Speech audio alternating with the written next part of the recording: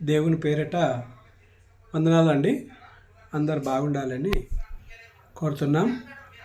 ఈ దినము మనము కొన్ని విషయాలు నేర్చుకుందాము దేవుని మాటల ద్వారా. అయితే దేవుడు ఈ దినము మనకు అంజూరపు చెట్టు గురించి ఒక తలంపు ఇచ్చిండు. ఆ తలంపును మనము తెలుసుకుందాం. మత్తయి సువార్త 11, 12, 14 వరకు, 21, 28, 22 ఈ విధంగా మత్తయి సువార్తలో చెప్తున్నాడు. యేసు ప్రభు బెతనియా నుండి యెరూషలేమునకు వెళుచుండగా ఆకలి వేసింది. అంటే అతడు భూలోకంలో పుట్టినప్పుడు పట్టణాలకు తిరుగుతూ ఉన్నప్పుడు సువార్త చేయడానికి బెతనియా అనే గ్రామం నుంచి యెరూషలేముకు పోతున్నప్పుడు బాగా వేసవి, ఎండలు, ఆకలైంది, దాహం అయ్యింది కనుక ఇక నుండి నీవు ఆ చెట్టు దగ్గరికి పోయిండు. ఆ చెట్టు దగ్గరికి పోయి చూస్తే ఒక్క కాయలే, మంచి మంచి ఆకులు, లేత ఆకులు యేసు ప్రభుకు కన్నొచ్చినాయి. అయితే అక్కడికి వచ్చిన తర్వాత ఇతనికి ఏమైంది? నర్వస్ అనిపించింది. ఈ చెట్టు దగ్గరికి వచ్చిన ఆకలి అనిపించింది, తిందామనిపించింది, కానీ లేవు. అందుకని చెప్పి యేసు ప్రభు ఏం చేసిండు? ఆ చెట్టుకు నీవు ఇలానే ఉండు, నీ పండ్లను ఎవరు తినరిగా, నువ్వు పండ్లే గాయవన్నట్లు దేవుడు శాపం పెట్టిండు అంజూరపు చెట్టుకు. ఆ తర్వాత శిష్యులు మరుసటి రోజు పోయి చూస్తే ఆ చెట్టు మొత్తం ఎండిపోయింది. ఉంటుందా? దేవుడే శాపం పెట్టిండంటే దేవునికి ఎంత కోపం వచ్చింది కదా.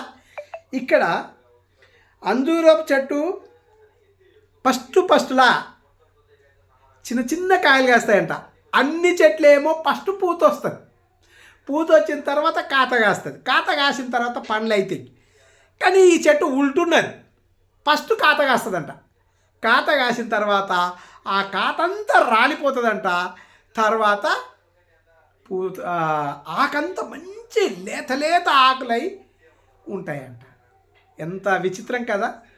అన్ని చెట్లు ఒక రకంగా, అంజూరపు చెట్టు ఇంకో రకంగా. అయితే అంజూరపు చెట్టుకు ఫస్టు చిన్న కాయలు, తర్వాత పచ్చని ఆకులు వస్తాయి. చూడడానికి అందంగా ఉంటుంది, కానీ ఆ చెట్టులో ఫలితం లేదు. చాలా చోట్ల మంచి మంచి మందిరాలు కట్టుకొని, గుళ్ళు కట్టుకొని ఉంటారు, కానీ చెట్టు వలె జీవిస్తారు. చూడండి, మనము భూలోకంలో మనుషులము చాలా విధాలుగా జీవిస్తాం. దేవుడు నన్ను నమ్ముండి నేను చేసిన పిల్లలు అని చెప్పి మనకు చెప్తున్నాడు. మనం ఏం చేస్తున్నాం? ఉదాహరణకు చూడండి, ఒక మెకానిక్ ఒక కంపెనీలో బస్సును తయారు చేసిండు. ఆ బస్సుకు స్టీరింగ్ ఇచ్చిండు. నువ్వు ఎక్కడికి పోవాలంటే అక్కడ దింపాలి అంటే ఆ స్టీరింగ్ దింపుతుంటే అది అక్కడ పోతూ ఉంటుంది. లైట్లు కావాలంటే లైట్లు ఏందడివే, లైట్లు పడతాయి. అంటే మనము చేసినాం. లైట్లు వాడాలంటే లైట్లు వేస్తున్నాడు, ఆరన్ కొట్టంటే ఆరన్ కొడుతున్నది. మనము చేసుకున్న యంత్రం అది బస్సు, మనం చెప్పినట్లు వింటున్నది, కానీ దానికి ప్రాణం లేదు. ప్రాణమున్న మనకు యేసు ప్రభు తయారు చేసిండు, కానీ చెప్పిన మాటలు వినకొచ్చినాం. ఎంతవరకు న్యాయం? యేసు ప్రభు తయారు చేసి మీరు నా మాట వినుండి అంటారంటే ఆ చల్లటి దేవత హవ్వ ఆ రోజులల్లా దేవుని మాటలు వినక శాపగ్రస్తులయ్యింది. అందుకని చెప్పి ఇప్పటికీ మనము శాపంగానే జీవిస్తున్నాం. చూడు, దేవునికి తెలియదా అంజూరపు చెట్టుకు కాయలు ఉండయని తెలుసు, అంజూరపు చెట్టు ఆకులతోటి ఉంటుందని కూడా తెలుసు. ఆయననే తయారు చేసిండు ఆ భూలోకాన్ని, ఆయనకు తెలియదా? కానీ మనుషులు ఏ విధంగా ఉన్నారు? మనుషులను చూడడానికి అంజూరపు చెట్టును పెట్టిండు. ఒక చోట ఇంకో తన ఏమున్నా చూడండి, ఇజ్రాయెల్ దేవుని పిల్లలకు అంజూరపు చెట్టు గురించి బోధిస్తున్నాడు. ఏమనంటే, నేను పుట్టిది కూడా ఇజ్రాయెల్లోనే, కానీ ఇజ్రాయేల్ ప్రజలు నన్ను నమ్మరు. వాస్తవానికి ఇప్పటికి కూడా ఇజ్రాయేల్లా యేసు ప్రభును నమ్మరు. ఇప్పుడిప్పుడు తెలివి వస్తున్నది కనుక ఏం జరుగుతున్నదో తెలియదు కానీ ఆ దేశంలో పుట్టిండు, ఆ దేశంలో శిక్షలు వేసిండ్రు, ఆ దేశంలోనే తిరిగి లేచిండు దేవుడు. కానీ వాళ్ళు నమ్మరు. మనం దూరంలో ఉన్నాం కానీ విశ్వాస జీవితం మనది. అందుకని చెప్పి మనము చాలా ధన్యులుగా మనము అనుకోవచ్చు. అయితే ఇంకో సంఘటన చూద్దాం. ఆ సంఘటన తర్వాత యేసు ప్రభు అన్నాడు, మీరు ప్రార్థన ద్వారా ఏది నన్ను అడుగుదురో అది పొందితిరి అని చెప్పి మీ విశ్వాస జీవితం సాగించండి. మీరు ప్రార్థన చేయండి, అంజూరపు చెట్టు వలె కాకుండా, ప్రభువా నాకు ఇది చెయ్యి, ప్రభువా నాకు అది చెయ్యి. నువ్వు కోరికలు కోరేటోడవు కదా, మనిషి జీవితం కనుక మీరు ప్రార్థన చేస్తూ నన్ను ఏదైతే అడుగుతున్నారో అది మీరు పొందితిరి అని చెప్పి నమ్ముండి, అది నేను మీకు ఇస్తా అని చెప్పి దేవుడు చెప్పిండు. అందుకే లూకాసు వార్త 13 అధ్యాయము 6-9 వరకు చూస్తే, ఒక వ్యక్తి ద్రాక్ష తోటలో అంజూరపు చెట్టును నాటిండు, కానీ ఫలములు లేవు. 3 సంవత్సరాలు చూసిండు, నరికివేతామని అనుకుంటున్నారు. అయితే 3 సంవత్సరాలు ద్రాక్ష తోటలో మస్తు ద్రాక్ష పండ్లు కాస్తాయి. ఆ ద్రాక్ష తోటలో ఒకటి అంజూరపు చెట్టు పెట్టిండు. అంజూరపు చెట్టు పనికి మాలింది, మస్తు పచ్చగా ఉంటుందంట, మనమైతే చూడలేం. కానీ కాయలు లేవు. ద్రాక్ష పండ్లు అడ్డగోలి ఉంటాయి, ఎంత అంటే అంత కోసుకొని తినొచ్చు, తెంపుకొని తినొచ్చు. అందులో ఈ దేశుడు అంటే మనము కూడా భూలోకంలో అనేకులుగా ప్రార్థనలు చేస్తున్నాం, అనేకులుగా బోధ చేస్తున్నాం, అనేకులుగా విశ్వాస జీవితం జీవిస్తున్నాం. అంటే అంజూరపు చెట్ల లేకనే కదా, ద్రాక్ష తోట చెట్ల లేకనే కదా, మనమందరం ద్రాక్ష తోటలం, ద్రాక్ష పండ్లం. ఈ విధంగా చూస్తే అంజూరపు చెట్టును మన దానిలోనే ఒక చెట్టును పెట్టిండు. ఎవరాళ్ళు? నటించే జీవితగాళ్ళు, జీవితాస్తులు. అమ్మ మేము రేపు పొద్దుగానే లేవాలి, ఆకిలు నూడవాలి, స్నానం చేయాలి, అందరూ మస్తు పనులు ఉంటాయి. ఎందుకుంటాయి? ఆదివారం వచ్చిందమ్మా చర్చుకోవాలి, అవుపోతాం. కానీ నీ హృదయం ఏ విధంగా ఉన్నది? నీ హృదయం చక్కగా ఉంటేనే గుడికి పోతావు, నీ హృదయం చక్కగా ఉంటేనే అన్నీ కోరుకుంటావు. గుడికి పోయి ప్రార్థన చేసి నాకు కావాలి ప్రభు అని చెప్పి అంజూరపు చెట్టు లేక కాదు, ద్రాక్ష పండ్ల లేక కోరు నీవు పొందితివని యేసు ప్రభు చెప్తున్నాడు. నీవు నీ ఇంటిలో ఉండు, బయట ఉండు, ఎక్కడుండు, ద్రాక్ష పండ్ల లేక నువ్వు ప్రార్థన చేసి జీవిస్తువా, అవి పొందితిరి అని చెప్పి నమ్ముడి అని అంటున్నాడు. అదేవిధంగా మత్తయి సువార్త 24 అధ్యాయము 33-34 చూసుకుంటే, అదేవిధంగా మళ్ళీ ఇంకో మార్కు సువార్త 13 అధ్యాయం 28-29 చూసుకుంటే, అంజూరపు చెట్టు ఇంకా లేతదయ్యి చిగురించు నీ సంగతులను ఇలాగే ఉన్నాయేమో ఆలోచించుకోను. ఎంత మంచిగా చెప్తున్నాడు మత్తయి 24, మార్కుల 13. నీవు నీ జీవితం అంజూరపు చెట్టు లేకుండా ఒక్కసారి ఆలోచన చేసుకో. అంజూరపు చెట్టు తెల్ల బట్టలు వేసుకుంటుంది, అంజూరపు చెట్టు మంచి మంచి బోధలు బోధిస్తుంది, అంజూరపు చెట్టు 10 మందిలో నేను క్రైస్తవుణ్ణి అని చెప్తుంది, అంజూరపు చెట్టు మత గ్రంథాలలో ఎక్కడ లేని విధంగా నా క్రైస్తవ జీవితం అని చెప్తుంది. కానీ ఆ మత గ్రంథంలో ఉన్న వాక్యాన్ని పాటించదు. కాయలు ఫస్టులే వస్తాయి అన్నీ అనుకుంటాం, ఎంత మంచి చెట్టు, అన్ని పూతలు ఊసిన తర్వాత కాతలు వస్తే ఈ చెట్టు ముందే కాతలు ఇస్తున్నది, ఎంత మంచిదో అని అనుకుంటాం.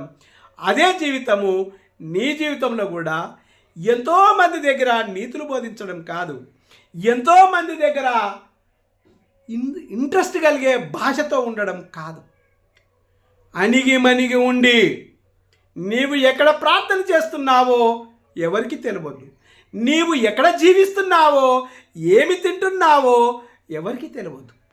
నీ దేవునికి చెప్పు, ప్రభువా ఈ నా జీవితం మీద ఉంది తండ్రి. భక్త సింగన్న, నేను చిన్నప్పటి నుంచి భక్త సింగన్న దగ్గర ప్రార్థన చేసుకున్నా. నాకు 3 సంవత్సరాలైన నా నెత్తి మీద ప్రార్థన పెట్టి చేసిండు. ఆయన గడ్డం చేసుకుంటే కూడా నేను గడ్డం చేసుకుంది నా ప్రభు అని అడిగిండట. ఎంత జీవితం కదా. ధన్యుడైన యేసు ప్రభు పుట్టినరోజు భూకంపం వచ్చింది. భక్త సింగన్న చచ్చిన రోజు భూకంపం వచ్చింది. అంటే అతడు దేవుడని కాదు అక్కడ, కానీ విశ్వాస జీవితం జీవించిండు. ఆయన లేక సేవ చేసిన పాస్టర్లు సేవకులు ఉన్నారా ఇప్పుడు? ఒక్కసారి కనుక మనం చర్చికి పోయినామా మళ్ళీ వారం పోకపోతే ఫోన్ వస్తుంది, దానివ్వండి. ఎందుకయ్యా నీకు? పల్లెటూరులకి వెళ్ళి నీ తాకెందుకు సేవ చేయి మాటలు వినడానికి? అవే నీకు కావాల్సింది. పల్లెటూరులలో కూడా సేవ చేసే పాస్టర్లు ఉన్నారు కదా, వాళ్ళు ఎట్లా బతుకుతారు? నువ్వు ఆలోచన చేయి. ఆడ ఉంటావు, ఇంకో తన ఫ్లెక్స్ పెట్టి నా వాక్యాన్ని అంటావు. నటిస్తూ జాతర లాంటి మందిరాలు కాదు, నీ దగ్గర నీ గ్రామంలో మందిరం ఉండాలి. ఎందుకంటే సంఘము అవసరం మనిషికి. సంఘము ఏది చెప్తున్నదో ఐక్యతకు మార్గము. సంఘం చెప్తుంది నువ్వు చచ్చిన రోజు నీకు సంఘం కావాలి, నీకు పెళ్లి రోజు నీకు సంఘం కావాలి, మంచి చెడ్డలు కావాలంటే నీకు సంఘం కావాలి. అదే కల్వర్ టెంపుల్ పాస్టర్ వస్తాడా? రాడు. ఎందుకు రాడంటే అతను పెద్ద లెవెల్ ఆయన, అతని దగ్గరికి లోకల్లో ఉన్నోళ్ళు అవుతున్నారు అంటే అది వేరే సంగతి. కానీ అలా కాదు, ఒక్కసారి పోయి నీ ఫోన్ నెంబర్ అక్కడ ఇచ్చినావా, నువ్వు దా ఈ వారం రాలేదు, ఈ వారం ఫోన్ల మీద మెసేజ్ రాలేదు, అదే నా దేవుడు అడిగింది కాదు. కనుక మనము విమర్శించడం ఇక్కడ కాదు, కానీ సేవ చేసేటోళ్ళు అనేకులు నా విశ్వాసులు అంటున్నాడు దేవుడు. ఎందుకంటున్నాడు? ఆ రోజులలో విశ్వాసులు అల్లేడు ఆయన. ప్రవక్తలు ఉన్నారు, ఆ ప్రవక్తలు వెళ్ళిపోయిన తర్వాత దైవ సేవకులు వచ్చిండ్రు. ఇప్పుడు ఈ దైవ సేవకులు దేవుని గురించి బోధిస్తున్నారు. ఆ రోజులల్లో దేవుని గురించి బోధన చేస్తున్నప్పుడు అతనికి డబ్బులు లేవు, తినడానికి కష్టమైంది. అందుకని చెప్పి ఏం చేసిండు దేవుడు? దశమ భాగం పుట్టించిండు. ఆ దశమ భాగంతో ఆ పాస్టరు బ్రతకాలి అన్నాడు. ఎందుకన్నాడు?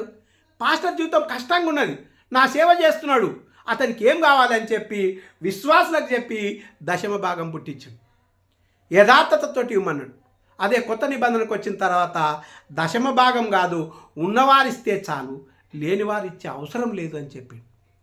మళ్ళా ఇప్పుడు నువ్వు ఉన్నోళ్ళంతా హైదరాబాద్కు పోయి ఫ్లెక్సీలల్లా అక్కడక్కడ సేవ వింటుంటే మళ్ళీ నీ గ్రామంలో ఉన్న సేవకుడు ఎట్లా బతకాలి? నీ గ్రామంలో ఉన్న సేవకుడు కూడా సేవ చేస్తున్నాడు కదా, అతని జీవితం ఎట్లా జీవించాలి? ఉన్నోళ్ళంతా హైదరాబాద్ పోవట్టి, మళ్ళీ పల్లెటూళ్ళల్లో ఎవరు ఉండాలి? పల్లెటూళ్ళల్లో ఉన్నోళ్ళ ఇంకా వేరు జీవితాలు తినబట్టి. ఆ పాస్టర్లకు ఇదే అంజురపు చెట్టు లేక మస్తు నటించాలి, బండ్లు ఉండాలి, ఏసీలు ఉండాలి, మంచి తిండి ఉండాలి, చాలు. నీ జీవితం జీవిస్తున్నావా? నీ దగ్గరికి వచ్చిన విశ్వాసులు కరెక్ట్ ఉన్నారా అనేది గమనించడం లేదు. ఎందుకు అంటానంటే ఈరోజు నేను గమనించి ఆ విశ్వాసిని నేను కోపపడ్డానో మళ్ళీ వారం రాడు. మళ్ళీ వారం రాకపోతే ఈ మందిరంలోకి ఎవరు ఉన్నారు? వచ్చేటోళ్ళే లేరు. ఉన్నోళ్ళు కరువు అయితే కష్టము అని చెప్పి ఈ సేవకులు బుగులు పడుతున్నారు. అందుకని చెప్పి దేవుడి విశ్వాసులు కానీ పాస్టర్లు కానీ ప్రేమను పెంచండి. ప్రేమ జీవితం చాలా గొప్పది. నువ్వు నీ విశ్వాసికి ప్రేమించినప్పుడు వాళ్ళు నీ దగ్గరికి వస్తారు.